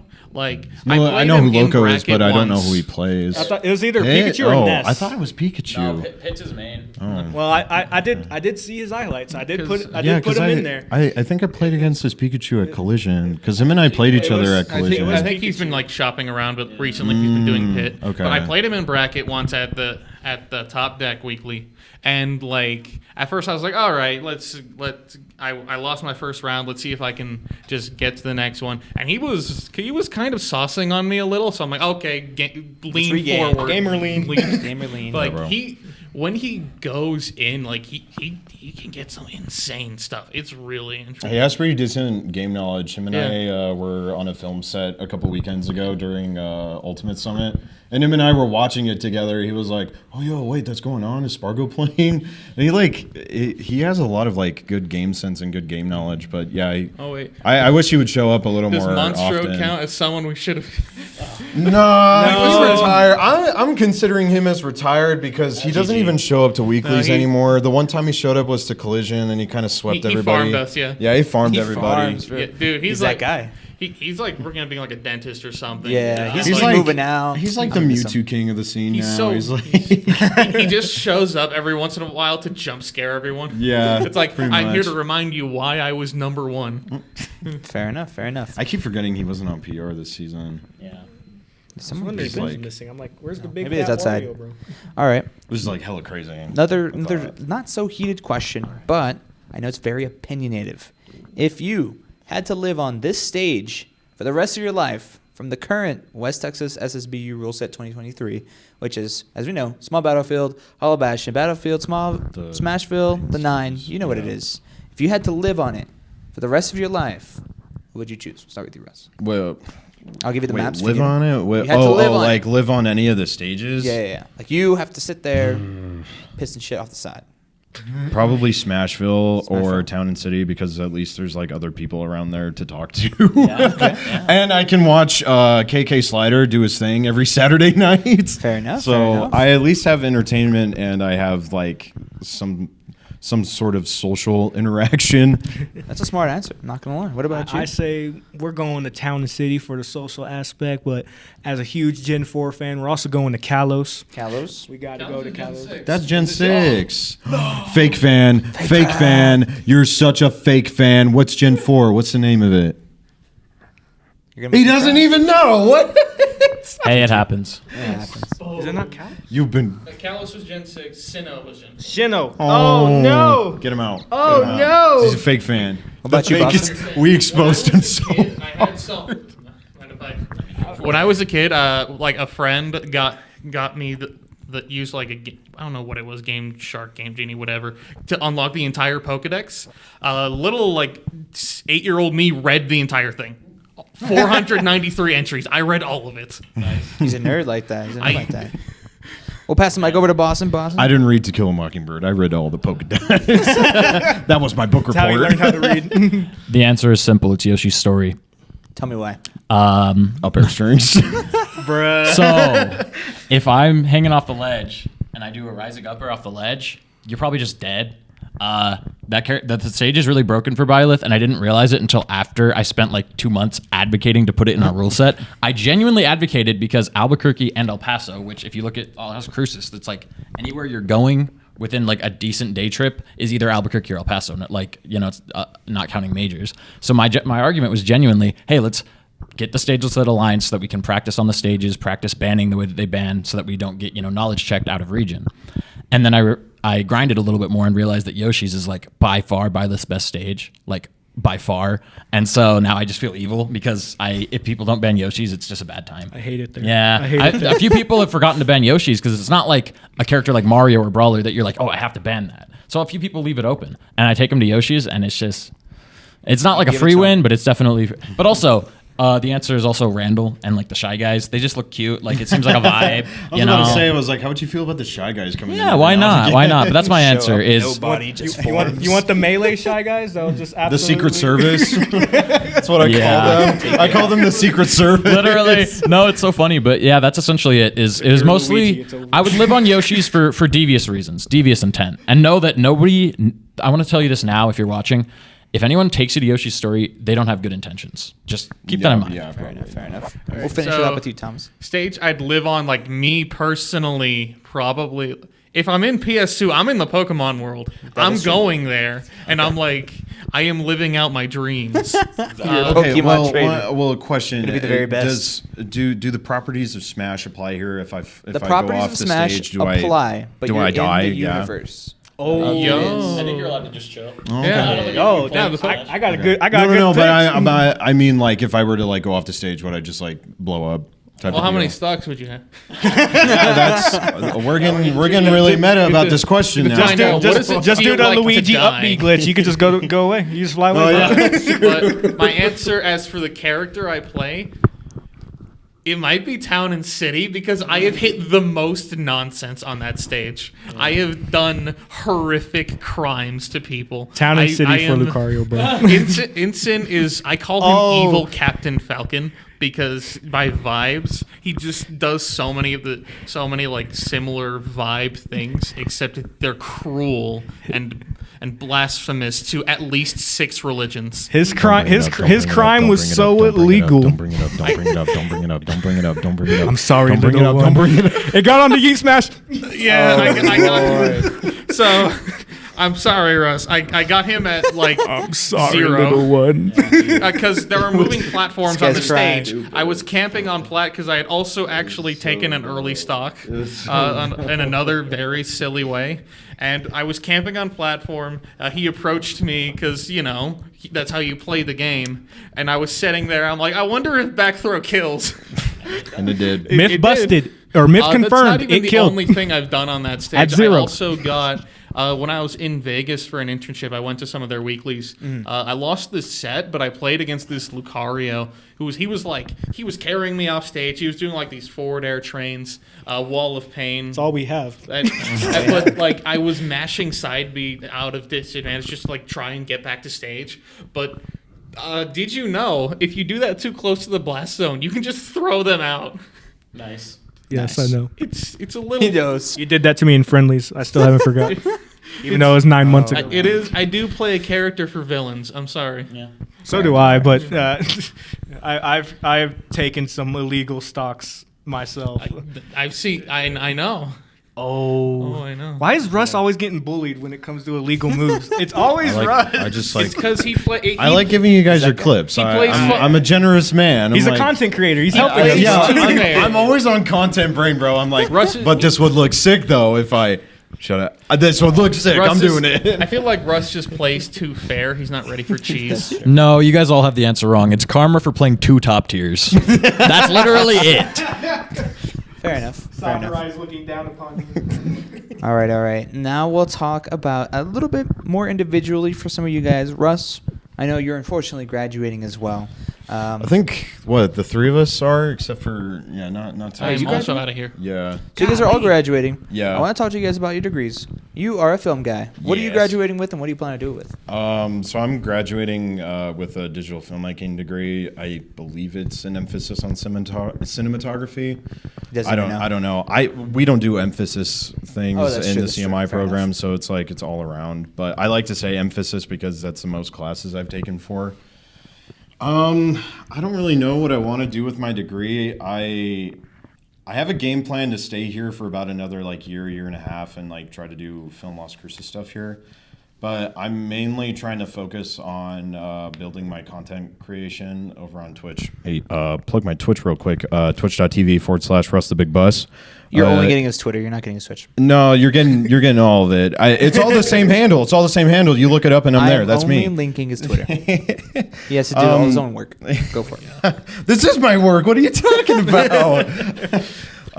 But yeah, I'm mainly trying to focus on expanding my content creation once I'm out of school because COVID, as much as it sucked, was really great for me for content creation because I had so much time to do it. Definitely. School practically didn't exist for me during that time. The summer of 2020 was amazing. I just was grinding out content all the time, 24/7.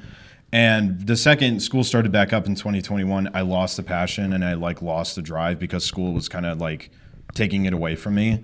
So I'm planning on just trying to do full focus into that while also trying to do stuff with Film Las Cruces just to have guaranteed money coming in on the side. Definitely. But yeah, the main focus for me is just to, build up on my Twitch stuff, build up on my YouTube stuff, and hopefully, see it go somewhere because I'd really love to just have a full-time job doing that because it's one of the few things that I'm extremely passionate about. Probably more so than playing Smash, to be honest. But yeah, that's pretty much my game plan after I graduate. I don't have any plans to come back to school anytime soon. So with the CMI degree, you kind of, you don't really necessarily. There's no have master's to. programs Yeah. for us, which is kind of unfortunate. We kind of get bare bones, which really sucks, but it is what it is. If I were to come back to school, I would probably just have to look for an associate's or bachelor's in something actually useful in the real world, something with guaranteed jobs. But hopefully I don't get to that point, and hopefully what I want to do pans out for me. I believe in you. Thank you. You got this. Boston, you're graduating. What are you graduating with? Yeah, so I'm graduating with a bachelor's in food science technology. It's a less known degree. Most people haven't heard of it when I tell them. But food science technology, it's a lot of people first thought is culinary, cooking. It's not really what I do. I mean, I cook. I've worked in food service since I was 14, 15, pretty young. And I don't like working in food service. I think that the treatment that chefs get and most food service employees get isn't unfortunate. great. It's unfortunately But bad. that's also in a way part of what I'm planning to pursue. Essentially, without getting too rambly, food science technology. The degree is imagine. I always wanted to do STEM. My mom, everyone always told me I was just a STEM kid. I was really good in school. I graduated valedictorian. And so that guy. Overachiever. yeah, well, school's been my thing forever. I wasn't good at sports or anything, and so I want to do STEM. And then I found food science. I did FFA in high school. I don't, some people know what that is. people do that. Yeah, and so I did FFA in high school, and I did really well in the food science, which was a relatively new competition.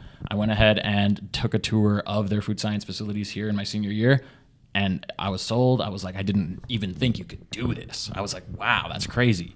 And so, yeah, essentially, right now I'm doing undergraduate research on food science, specifically on the impact of how do I word this? The impact of UV radiation, just lights essentially, on microbial contamination of dried foods. And so I'm doing that. It's going to be a part of my graduate thesis, which I'm planning to come here for grad school. I've already got that in the works, but I can't say that it's graduate research yet. It's still undergrad. And that's pretty much my plans for the long term. My goal is essentially to I don't know exactly what I want to do as a career, but I've said this since I was first applying and doing all the scholarships and writing what do you want to do with your career. But it's true that I really just want to make a change or at least feel fulfilled because I think that food is obviously one of the most important resources for anybody, no matter what. I kind of need some of that. Yeah. Everybody needs some of that, you know? And then also, like, food has always been very personal to me. I mean, it's personal to everyone. Everyone has traditions and cultures around their food. Everyone has foods that they love and foods that they hate. And I think that just being able to, like, you know, try and make some development in the safety, quality, transportation, distribution of food it's just life-changing to me. And it's the best way that I've found to align, you know, the things that I like about science, like chemistry, biology, all of those things, and then also food, which I've always loved. I've always cooked and done that. And so the combination of those things is really what food science technology is about. And, you know, I'm hoping I can make it happen. I don't know. Awesome. Now we have the guy that makes weird movies. Someone wants to change the world. Let's get a... Why do you say weird movies? I've seen your film sets. Let's get to you, Thomas. You're graduating. What are you graduating with, and what do you plan to do with it? I'm hopefully graduating with a major in wildlife ecology. He doesn't even know. Wildlife ecology and management with a minor in dance. That is a lot of words. That's a banger. That's a banger combo. So you're gonna dance with like elk and shit? This guy sees a stick bug and he's like, "That's a sick move." Exactly. Talk to me about that. I believe my focus is in conservation ecology, and that's what I want to work in. I want to work in wildlife conservation, specifically with endangered species. I've spent a lot of time learning about the ins and outs of like how management is done at the state, local, federal level. I had to take an entire class on like wildlife law and policy, which was... That sounds really fun. It actually, and really I actually interesting. really liked it. It was really interesting. There's a lot of history. Let's see. The first big one was the Lacey Act, I think, like 1903. All right, we're not here for the lecture. Yeah, Tell me what you want to do. Tell me what you want to do. Lecture time. My big inspiration for it was Steve Irwin. I don't care if it's basic. You do kind of look a little bit like him. You are the For reincarnation, Halloween, bro. On Halloween, I did. I see it. He's the spirit. I see it. I did a Steve Irwin costume on Halloween this past year. It came out really well. I got some khaki pants at Sabres, and I feel like you I cut probably them. already have some. I And cut you're them. like I cousin. did not. Are you his cousin? I did not. I just cut them okay. off. He's at like the leg. a American descendant or like American You do give me cousin. more like outdoorsy type of guy. Like like a I feel like you have a long-lost nice pair of descendant. boots. Well, he's like always wearing like the button-up stuff. true, Like that's I'm true. surprised he wasn't wearing it today. I was the one where's wearing the Hawaiian button-up shirts, floral. bro? It's when I want to feel nice. And dance, I got into kind of on a whim. In 5th grade, I tried out folklorico because. That's the only thing that's around here. At least, well. Well, it was in El Paso. Yeah. But I did that till I was like a senior in high school, and then I couldn't anymore because I was here for school. But junior year of high school, I started doing Latin and ballroom, which is like cha-cha, rumba, waltz, tango, foxtrot. That's a dance. Foxtrot is a dance? Yes. I didn't know that. Foxtrotting is also another form of dash dancing. Yes. I do it. I do it in real life and in game. Nice. I like that. let's see. So what's your dream job then? Like what? I know I want to work in conservation. Where I'm not. Is there a lot of conservation work here in New Mexico? I mean, Yes, New Okay. Mexico's got a lot of Endangered species or- Forest Service, a lot of BLM. That's Bureau of Land Management. Fish and Wildlife. There's just a lot of land to manage because New Mexico has done a good job preserving its wild spaces. As for when I graduate, I want to hunt around for technician jobs, which are just like you're helping out by someone, often a PhD or like a graduate student, but just as often like a full-on wildlife biologist, and you're helping them out on their studies. Maybe that's like tagging fish, maybe it's doing population or vegetation surveys. I want to do that for a couple of years, and I want to use that opportunity to travel around, see new places. I especially want to hit up the Pacific Northwest. Like I know the nice. humidity will murder me, but I want to see those old growth forests because I've seen the pictures and I know the story of how they're still there, how they haven't been taken by all the logging yet. Now, that's a whole other thing. There's the species. Do you want me to talk about it? I think we're good. I appreciate that though. I love how he's like, wait, do Do you want to be educated? I appreciate you being so passionate about that. I would hope that you guys that are graduating are at least passionate about what you do. So that brings a little bit of closure to my. It's funny. He's like, meh, pretty passionate, pretty passionate. I'm only saying meh because the program here is kind of meh. The CMI program is kind of meh. Average art major, This is like a minor call out to the CMI program. Dude, they're Kevin fans over there, dude. Look, I love Kevin. Kevin's great, but he mainly does animation, and that's not my department. Right. So it's like Kevin doesn't have a lot to say in the film area. But minor call out to the film area. You guys need to like step up your game because you guys make me lose my passion sometimes. Okay. But I blame it on COVID too. So, what are you supposed to do when you're doing a hands-on, like very hands-on heavy program during COVID? Well, like what else can you do but PowerPoint slides? Yeah, I mean, all of my like science labs, all of the hundreds of them, they were all online, and it was horrible. I took physics, biology, chemistry, all took online labs, and it was horrible. But I'm doing fine. Now, last but not least, we got you, Tux. What the year baby are boy. you? What year are you? Second year, kinda. It's complicated. Yeah, it's always complicated for engineers. Yeah, it's engineers, you got like 8 years still or some crazy. You never know where they're at. Well, during high school, I went to an early college program at my hometown in Lovington, and I got 60 credits at the JC. And you're still a second year, you think? Well, second year. Okay, here. I know what I mean. But like, what? How? Like I said, it's complicated. Yeah, I got all those credits, but a lot of them were general eds. Like, except they're not really helpul for. They didn't transfer, They transferred, but they weren't helpful for the specific engineering degree. Oh, so like the sciences, the mathematics, were really good. Public speaking, writing, it kind of doesn't help You're a STEM the degree. Major. You don't need that anymore. The degree plan, but I love electrical engineering ever since I was a child. Had fun. COVID didn't hit me that hard because I was still in high school when I was in during the COVID time. Imagine that. Because I'm still I'm relatively young.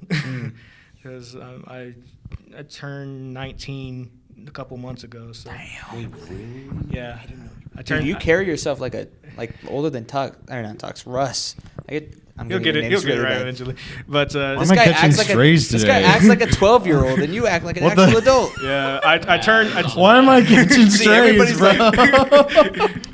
I turned 19 in August, and like I definitely do feel when all of your classmates are like 25, 26, I kind of feel like I'm going at this little kind of fast, but it's good because I have more time to really hone my craft in this electrical engineering department. It's definitely a lot of fun. I got into it ever since in high school when I first fixed my PC. First time building my PC, fixing my motherboard.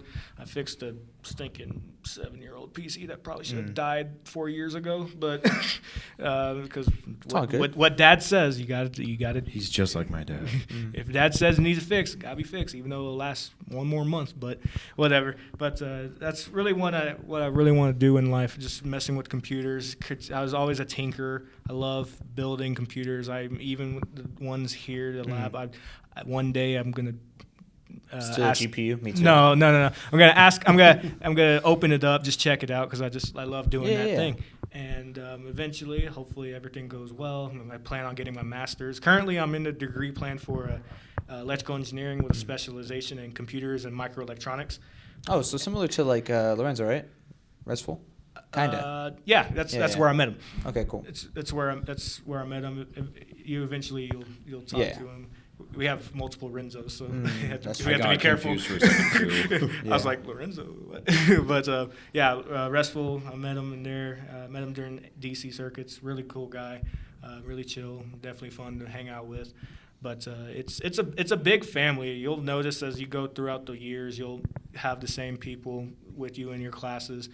You're eventually helping each other pass your classes because if you try to do it by yourself, you're gonna get eaten alive. You're gonna get eaten alive. But the engineering programs here is really good. Almost no complaints except for maybe the building's old, I guess. But that's nitpicking at that point. Definitely. But I love the engineers. We go on field trips. We build computers, build circuits. there's well, in the career field, there's always something open. I plan on going to NVIDIA, Intel, or maybe working in a local markets. Yeah. laboratory like maybe Sandia or Los Alamos Labs. Either one works. And that's the plan. And I got a lot of years ahead of me. So I like that. You guys have such cool career things. He makes weird movies. I catching make weird strays movies today. too. Shout out That's true, that's true. youtube.com/cooltuxedo. See, this is all work. I'm kidding. Anyway, 600 subscribers. Damn, 600 what is going on here? 600 This is subscribers like the and hate counting. show for me. Be What sure to the subscribe. Let's hell? get to 1,000 so I can actually get paid for it. dude, this guy's just plugging himself. No shame. Just 400 more, question. guys. Last question of the podcast, because I know we've been going about an hour and a half here. I love it though. I love it. I like It this. didn't like feel like this. an hour and a half. This is It Yeah, is getting a for little real. late, so I'm going to wrap it up with this one last question. We'll start with you, Russ. What is your favorite moment competing in a tournament ever in your esports career? And I like this question for you guys because you guys actually have like a pretty like in-depth moment of esports because you guys play so many. We'll start with you. That's tough. If you want, we can come back to you. No. I mean, I just have a lot of experiences with like competition and whatnot, but I think my favorite thing about competition, or at least like my most memorable experience, probably isn't competing at all. I went to Genesis not too long ago in January. If you don't know what that is, Genesis. Smash tournament. Yeah, it's like the biggest super major for Smash in the year, and it's always in January, hence Genesis. That's why they call it that. But I just really loved my experience there, just being around people who like have the same passion for the game, or just like have the same passion for like photography, because like I'm huge into photography right now, and I just like I had this like huge burst of like serotonin rush through me when I was at the event, and I had to like I went out of my way and I texted my mom. I was like, this is like the most fun I've ever had being like a part of this community. It's just like I love being around the people that share the same passions, whether it's competing, whether it's for the game, whether it's through like, you know, media work or through casting work. It's really something special when you associate yourself in like this like little niche group of people that you never thought you would ever like associate yourself with. It's really awesome feeling, and I don't know. I think that's probably the best part about not even competing for me, is just being around a whole bunch of people that share that same passion. And it was just crazy having like that huge rush of just serotonin flow through me. And funny enough, getting a little deep about it was like I kind of like cried out of happiness for it, because I was like, this stuff is like amazing. Like I wish I had been a part of this sooner in my life, but I don't know how I could have made that work being a teenager and being in a small town in New Mexico. But Definitely, yeah. Yeah, it's like just being a part of it like at any point in your life is just amazing. So I think that's probably the best experience I've had as like a competitor, and just being a part of esports in general. It's just being around the people who have the same passion as you do. Definitely. That's beautiful. Tux? Oh man, there's in my 2 years of competing, there's You had some time to think about it. there's Sorry, I know that was tough to follow up. There's so many great moments. I'd have to say the second invitational, just being. I finally being on the stage, or not say finally being on the stage. It's my second time on stage, but He's that guy. it was no. It's completely flex. different. The first time I was on stage is at Low Tide, and I didn't really earn it. It was just because my opponent was popular and really well done. I was a sacrificial lamb, to say the least, and that's what the outcome was. Understandable. But just over the years, I've never felt like I had it in me. Like I look up to other players, the people in the Smash scene. I'm like, how am I gonna get as good as them? Like, then one time I finally won a tournament here, and that really boosted my Morale. My morale. Yeah. Made a statement for myself to say I can keep doing this. And then at the Invitational, when I was finally on that stage, I was able to finally tell myself, I earned that. You deserve to be here. You got here not because someone else brought you up here. You brought yourself to this spotlight, and I was finally able to affirm that I am a decent player at the game, and I can finally believe in myself. Definitely. And maybe I can push myself until I finally find whatever limit it may be, and eventually, let's Bring see one how home. far it goes. You had a Definitely. pretty long losers run for that bracket too, didn't you? Yeah. Yeah, I got. It was a very long losers run, and that was rough because the best of threes. Good lord, that was talk about blame this guy for it. Talk. Blame him. I had a schedule to run. It's not my fault that NMSU wouldn't let us have the venue all Talk day. about living. Talk about living on the edge, where every match was stressful because I got knocked into losers by Grime, who's from UNM, and nothing to do. It's like. All but respect on Grime. He's a good player. There's no way around it. And then I think it was top 16 or the end of top 34 or 32. And just, oh, Lord. Talk about your heart beating. And that's relatively new to me because I play Lucario. I'm used to tense situations. Yeah. And having my heart finally beating that hard. But as soon as I got to top 8, I was like, okay. You're good. We're good. I've proved my skill because I always question myself, am I good enough? But I've proved to myself that I do belong here, and I can continue this amazing Smash game. I like that. Awesome. All right, so I share both of their answers because the passion for the game, I won't go into it as much as Russ, but I mean, I've only been in this scene about a year, and I've met some of my best friends. Like, I love the scene. I love being a part of it. But I'll save you the rant.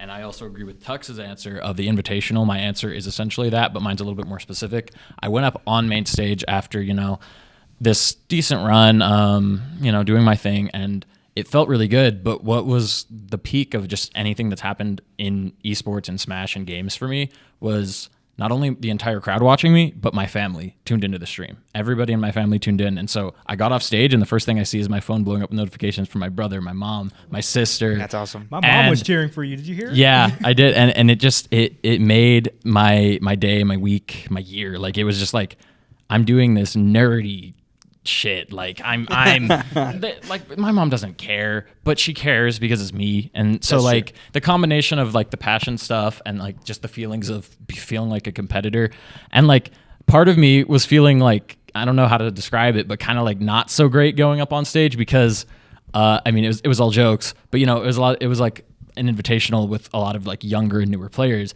So Mickey Mouse main stage was one that I heard before I went up there, and I was like, oh damn. But I always say that I hear that sometimes too.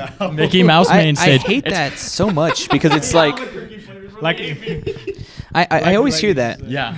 I always hear that Mickey Mouse main stage. And I'm like, dude, you're doing the exact same thing back where you're from, but we're doing it down here way better than where you're doing it from. Sure, you're from Albuquerque. Sure, you're from El Paso. You guys got good players. Sure.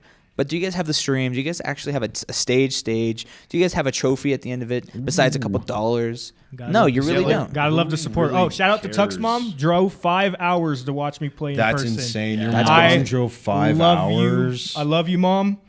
Shout outs. love you. Shout Outs to Tux's mom. Holy Yeah. crap, that's I made, That's awesome, I made Tux. honestly. Did you buy her a T-shirt? Yes. Okay. Shout out. Appreciate that. But Love yeah, you.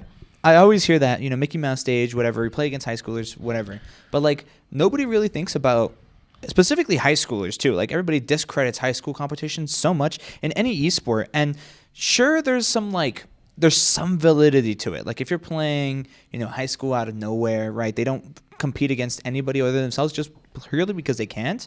But there's so many good players that you probably played, you probably beat, and you probably made their day just by beating them because you were that much better than them. And like they're there, yes, to compete, but it doesn't really matter to them their outcome. They're just willing to have fun. And I feel like if every player, even at the university like level, can get to that like mentality, you have way more fun playing the tournament. So I appreciate saying that. I appreciate people that discredit it with the Mickey Mouse main stage. But at the same time, you have to realize that you don't have a stage or a trophy coming back. Yeah. So, I mean, I just threw that in there because it was like, it was a little bit of a mentality that. thing. People say It that. was a little bit of a mentality thing going up stage. It's like, hey, I want to feel proud of myself, but like, is it that big of a deal? But then I realized I was getting way too in my own head. I earned it, like what Tuck said. I earned every win. especially once it got to top 16, and he mentioned how your heart starts beating in losers. I lost my top 16 match of my first top 16 match, which I already said, despite you should never go into a set expecting to win. But I'll be honest, I went into that set expecting to win just because I felt confident. It's a good matchup and we have good set history. So I was like, you know what, I got it, and I didn't have it. And then I go into losers feeling, rusty, feeling shaken as hell. And I play this guy, shout out, Soka. He was my top 8 qualifying match in losers, and it was a best of 5. And it was game 5 last hit. Insane gameplay. He was a Lucas player, and oh yeah, we were all cheering crazy when you won that. It was insane. I didn't expect it to be that close. I mean, one thing I learned from this tournament was don't sleep on anyone, because that was terrifying. I thought that I was not going to make it to you have to understand going into this. Like I said, I was shaken from his set. It was losers. It was to make top 8, and then right before I played, literally like a minute before, it was one of you two comes up and mentions that Smash Top 8 is going to be on the main stage, and I didn't know that before. So all of a sudden, the pressure's like twice as much because I really want to get on the main stage. Yeah. So yeah, but that's basically it. I mean, that was my answer. Was just the family support, the friend support, the support in general, and being able to play on main stage. That was the highlight of Smash so far, and I've only been a part of the scene for just over a year, so it blows my mind that I've had this opportunity. Who was that Lucas player again? Soka. Yeah, I remember him. He asked me for friendlies out of the blue. He's great. He's a really fun good. He could be a good competitor. Shout out to you, Soka. You got it in you.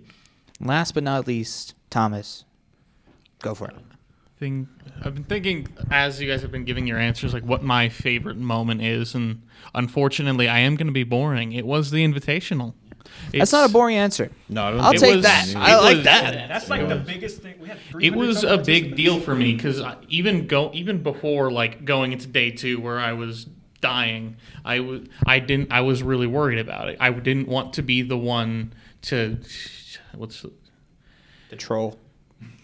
Even though it was you that trolled. No, I'm kidding. I didn't want to be the weak link. I didn't want to be the one who drowns in pools, one who gets surprise upset by someone, and getting as far as I did and doing as well as I did throughout that weekend was really nice. It was really something for me, and it was I could, how when you're doing something, you're practicing at it, you can feel it when you've leveled up, when you've improved, you can feel it. And I felt it that weekend. I felt like something changed, something I don't know when leading up to it, but something that weekend.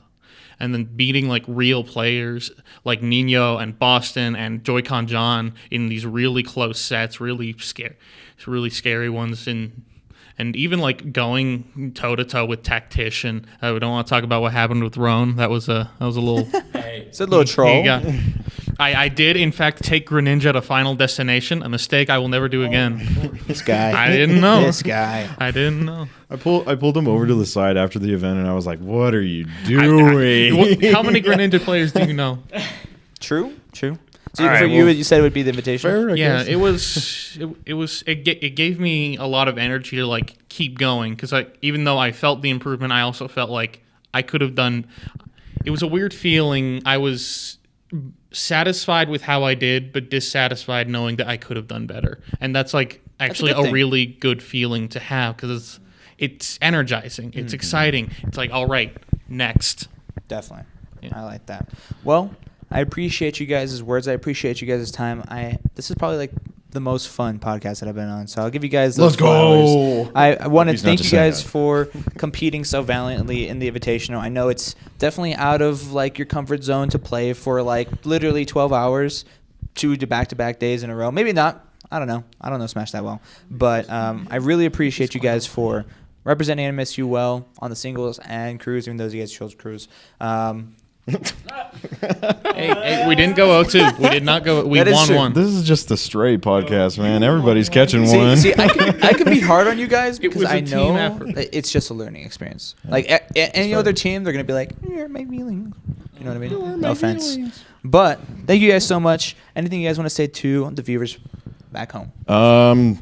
Support your local scenes, please. That goes a long way. It doesn't matter where you're from or where your scene's at. Support your local scenes, because it's really the only way that all this stuff keeps running. We don't get huge events like the Invitational or things like nationally without the local support.